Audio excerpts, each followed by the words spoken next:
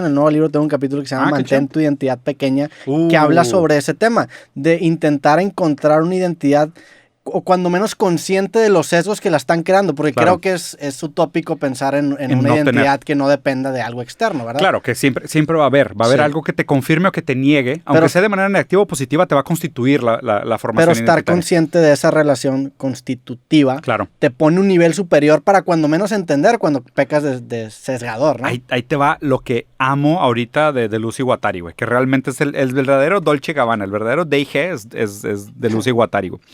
De Lucy Guattari plantean esta idea de los territorios, desterritorializar y reterritorializar. ¿Okay? Sí. Esas 3 palabras son clave y son súper bonitas en teoría. La idea de los territorios es que nosotros necesitamos identificarnos con algo para construirnos un personaje. Okay. ¿Okay? Esos son los territorios. Entonces es de que, oye, cuando te preguntan, ¿qué eres? ¿Cómo te defines? ¿No? Pues cada quien va a tener algo que decir. Sí, nunca había sentido tanto terror en mi vida. Porque, güey, preguntaste qué eres, güey. Güey, está sí. cañón. O sea, porque sientes la necesidad de decir, pues, ¿qué soy, güey? Soy creador de contenido, soy escritor, soy conferencista. ¿Sabes? Y empieza a caer en todas estas cosas de, güey, pues, ¿qué es lo que me determina? Porque el definir quién eres tú te delimita del otro. Y si estás... Te mete en un territorio. Y si estás consciente de que esa relación está presente, entonces hasta dónde eres tú y hasta dónde es lo demás. Entonces, justo ahí está lo interesante, si te fijas. Lo que hacen los títulos es territorializarte. Te obligan, te forzan a un territorio. Cuando entras a ese territorio, te dan un guión y te dicen, así se ve el éxito en tu territorio. Sí. ¿Qué eres, creador de contenido? Aquí está te digo. Tu métrica Sí. cuantificable de cómo ser exitoso. Y así vas a hablar, y estas palabras vas a decir, y esto sí puedes decir, estos no. Tienes que estar de acuerdo con todas estas cosas, tienes que estar en desacuerdo con todas estas otras, tienes que defender de cierta manera, O sea, te dan un guión de cómo ser, o sea, qué se espera de ti socialmente en términos de cómo se tiene que comportar un sujeto que se identifica con el título de creador de contenido. ¿Okay? Entonces, casi todo lo que existe hoy para la subjetividad son arquetipos con los cuales nosotros nos acabamos identificando. El problema de los territorios es que tú te acabas sobreidentificando con esos arquetipos. ¿Okay? Y constantemente lo que estamos haciendo es decir, güey, pues qué arquetipo soy y cómo me debería identificar. Sí. O sea, yo la neta también por eso, a propósito, últimamente más que nada, me resisto a eso, ¿sabes? O sea, prefiero no decir. Claro. O sea, de que eres filósofo, no. O sea, es que también lo complicado es que resistirte ante eso es atentar, creo yo, que ante tu propia naturaleza, porque tu cabeza, creo yo que la inteligencia a grandes rasgos es reconocimiento de patrones, y esos patrones son estos arquetipos de los que tú hablas. Claro. Y por simplicidad lo hacemos, o sea, gracias a eso tenemos la capacidad de pensar a largo plazo, sí. porque encuadramos ciertos patrones y con base a ello construimos. Ya sé para dónde irme. Ajá. Sí. Que digo, naturalmente nos ayuda mucho, pero cuando hablamos de ideas, tienes que estar cuestionando constantemente el piso en el que estás construyendo la próxima idea. Totalmente. Sí. De hecho, el artista lo que hace... De hecho, déjame irme por orden para plantear la teoría bien, porque la neta es una teoría demasiado chida, Roberto. Estoy, o sea, en buena onda, demasiado positivamente fascinado con el concepto que plantea de Lucy Guattari. Ellos dicen que de alguna manera la esquizofrenia es un método legítimo de resistencia contra esta sobreidentificación. Porque lo que pasa es de que ellos, o sea, obviamente lo que te estoy planteando aquí como esos territorios arquetípicos son los estereotipos muy forzados. Pero también existen arquetipos o territorios conceptuales más intangibles o más sutiles, ¿sabes? Como por ejemplo, no sé, güey, el concepto de bien y mal. O el concepto de una familia funcional. Sí. O el de que no te puedas casar con tu mamá. ¿Sabes? O sea, existen una serie de reglas implícitas que te constituyen como sujeto y te dan pequeños guiones. ¿Okay? Algunos guiones sí son como novelas que te dicen exactamente cómo comportarte. Otros guiones son muy sutiles y tienen efectos minúsculos en tu día a día. Pero te van guiando. Pero son guiones. Y son guiones. Son códigos. Son guiones biológicos que surgen de selección natural. Porque obviamente si te casas con tu mamá, a largo plazo sí. A la propagación de tu especie y la capacidad de las resistencia a las enfermedades Ajá. y la diversidad genética. Sí, o sea, algunos de ellos sí están basados sobre nociones de naturales, si quisieras verlo así, y otros sí son completamente artificiales. Pero perdón que te interrumpa, ahorita seguimos con la historia, pero ¿vale la pena revelarte también ante esos guiones biológicos? ¿O ahí dibujas el límite? Es que sinceramente no sé. O sea, porque a ver, quiero hacer el análisis primero antes de hacer un juicio moral. O sea, porque no estoy diciendo que esté bien o mal. Solo estoy diciendo lo que pasa. Creo yo que ahí te encuentras ante una disyuntiva individualista versus algo más colectivista. Porque si rompes esos guiones biológicos... O sea, a lo mejor a ti te encanta, ajá, pero te friegas a la especie. O a lo mejor nada más a tus offsprings. Sí, no sé. Sigamos con tu... Vamos a suponer, antes de ponerle un juicio moral, que me lo voy a aguantar por mientras, ¿no? O sea, no lo estoy diciendo como un tema que estoy diciendo lo que está pasando. Sí. Lo que pasa es que cuando una persona agarra uno de esos títulos, crea una sobreidentificación con un significante maestro. ¿Okay? Esa sería como la frase así mamadora, medio complicada, pero es esa. Tú te sobreidentificas con una idea de ti. Okay. Entonces, de que soy futbolista, pues...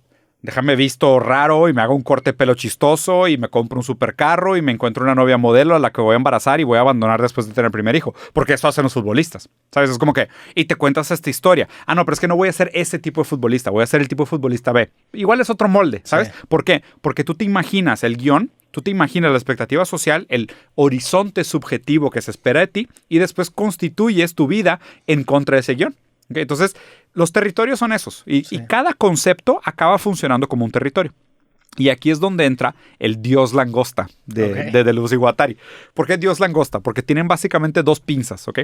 Una pinza es de desterritorializar y la otra pinza es de reterritorializar, ¿ok? Entonces habíamos dicho que estos territorios donde nos sobreidentificamos son estos guiones, estos códigos que te dicen cómo te deberías de comportar versus cómo te percibes a ti mismo o cómo la sociedad te constituye. Estos son los territorios. Entonces las doble pinzas de la langosta de Deleuze y Guattari es para desterritorializar y reterritorializar. Sí. Y son pinzas porque hablan de la diferencia que existe entre la sustancia y la forma de los códigos. Entonces es, oye, ¿por qué ser hombre es ser macho?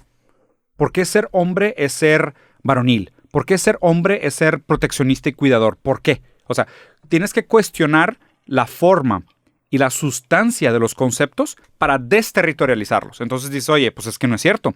No todo hombre es varonil. Sí. No todo hombre es violento. No todo hombre es protector. O sea, empiezas a quitar cosas del territorio. ¿Okay?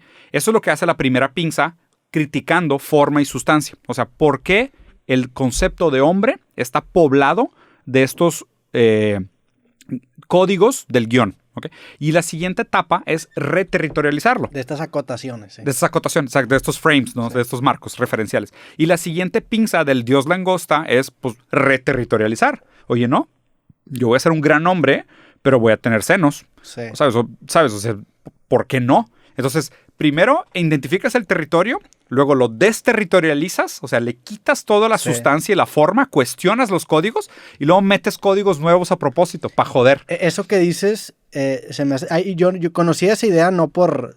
Por Deleuze y Guattari. Dolce y Gabbana, sí. Dolce y Gabbana, pero lo conocía porque creo que hay una obra muy famosa, no sé por qué tenía metida esta idea de que tienes que cambiar el territorio mental cada rato. Y se relaciona mucho, por ejemplo, en tema programacional o incluso en el tema de videojuegos, la cantidad de veces que en la que la pantalla se refreshea te da una mayor certeza de lo que realmente está pasando. Ya. Si te esperas cierta cantidad de tiempo y no tienes esta actualización de la pantalla, te quedas con un territorio anterior. Ya. Y lo más triste de todo es que acabas viviendo tu vida con información que ya ni siquiera es vigente. Sí. Y eso, a lo que voy es que eso es algo que pasa, creo yo, no sé si por naturaleza humana, a lo mejor te causa poner esa palabra y te invito a que lo refutes, pero creo yo que es hasta biológico, porque incluso hay experimentos con ratas en donde por cierto trauma una rata ya no intenta ciertas cosas y se acaba muriendo de hambre porque a lo mejor había una puerta que le dio un electroshock y ahora se lo quitan y ahí está el queso y no va por el temor que le causa el trauma anterior. Algo así es esta idea de los territorios. De cambiar cambiando el territorio. Lo que pasa es que sí tiene que ver algo de eficiencia en el sentido de preservación. ¿Okay? Cuando critico yo el tema de la naturaleza humana, para hacer el paréntesis, lo que critico es la noción del hombre económico. ¿Okay? Porque lo que la gente no sabe que cree, pero cree, que eso es lo más peligroso que existe. La gente no sabe en lo que cree, pero cree en ello. Y es más, ni siquiera necesita saber que en lo que cree para creer en ello. Te lo aseguro y te lo firmo que la gran mayoría de la gente cree que el hombre es un animal económico. O sea, es un animal que todo el tiempo está tomando decisiones en términos de maximizar y minimizar y administración de recursos. ¿Tú crees que eso es un constructo que Claro. metió el capitalismo? Absolutamente. Sí, yo creo que sí. Absolutamente. Pero el problema es que la gran mayoría de la gente... Bueno, quién sabe, porque o sea, entiendo a lo mejor en tema de productividad laboral, pero por ejemplo, la forma en la que funciona tu cuerpo con las calorías, pues tiene mucho que ver con esta optimización de, ok, ahorita hay calorías, o sea, Sí. la forma en la que funciona el cuerpo también tiene que ver con esa optimización, ¿o no? Pero ahí te va el tema. El tema del hombre económico es que dice que una persona jamás tomaría una decisión en contra de sus intereses. ¿Ok? Eso presupone algo todavía peor, que es el ser humano sabe lo que quiere, lo cual no es cierto. O sea, y para eso está el antirrealismo. O sea, el antirrealismo es toda la corriente filosófica que te dice no tenemos acceso a la realidad no mediada. Pero Entonces, el no saber lo que quieres, digo, te lo pregunto, o sea, no es un requisito saber lo que quieres para tener interés. No, claro. O sea, puedes creer que sabes. Sí. En los axiomas que determinan el comportamiento humano bajo la norma económica, se supone que el humano siempre toma las decisiones en su mejor interés. Yeah. Y eso implica un cierto nivel de objetividad sobre tus propios deseos, pero lo cual pues, no es cierto. Se acaba volviendo como decir, cuando yo te digo, hice un análisis objetivo, pues el objetivo tiene todas las comidas del mundo.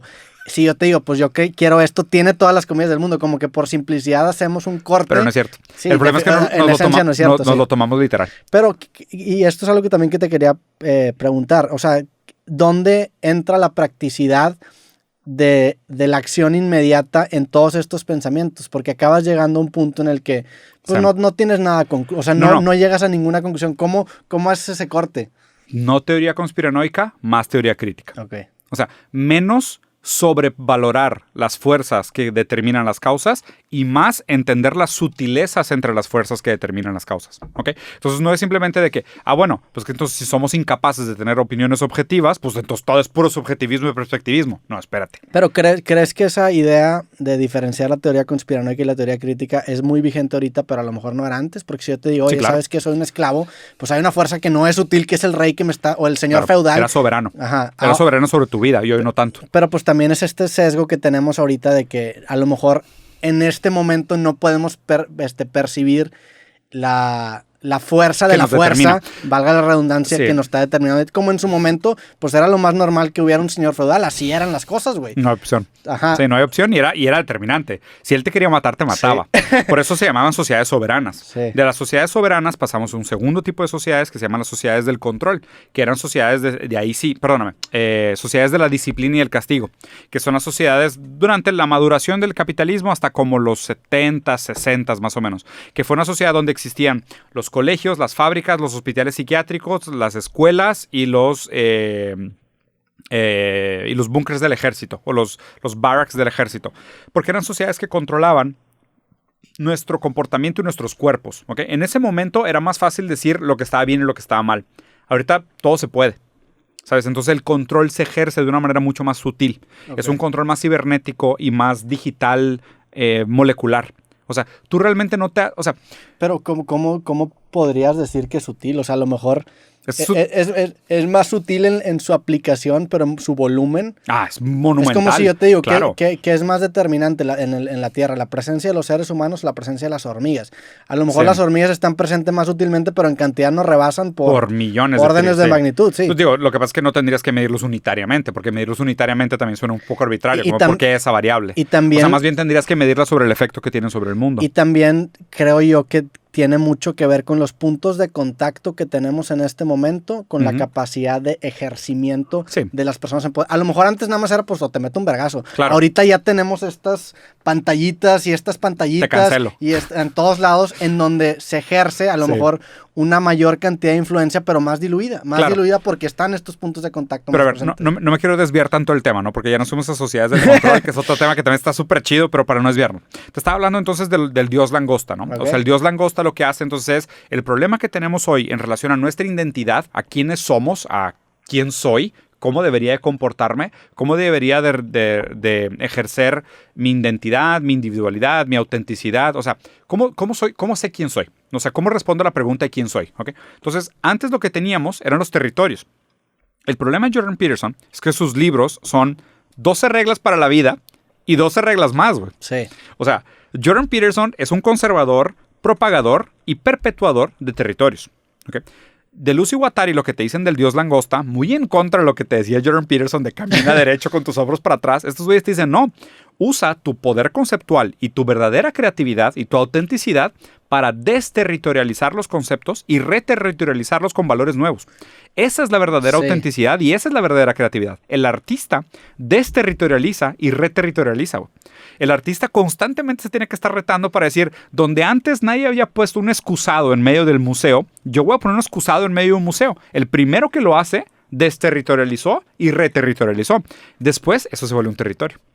Y ahora todos se ven en el reto de decir, pues ahora cómo cambian las reglas cada vez que alguien modifica las reglas de un territorio y extiende ese territorio, ¿no? Que de hecho a la larga también lo que debería suceder, lo que deberíamos de pensar con los grupos minoritarios es la reterritorialización de conceptos, como por ejemplo los derechos humanos.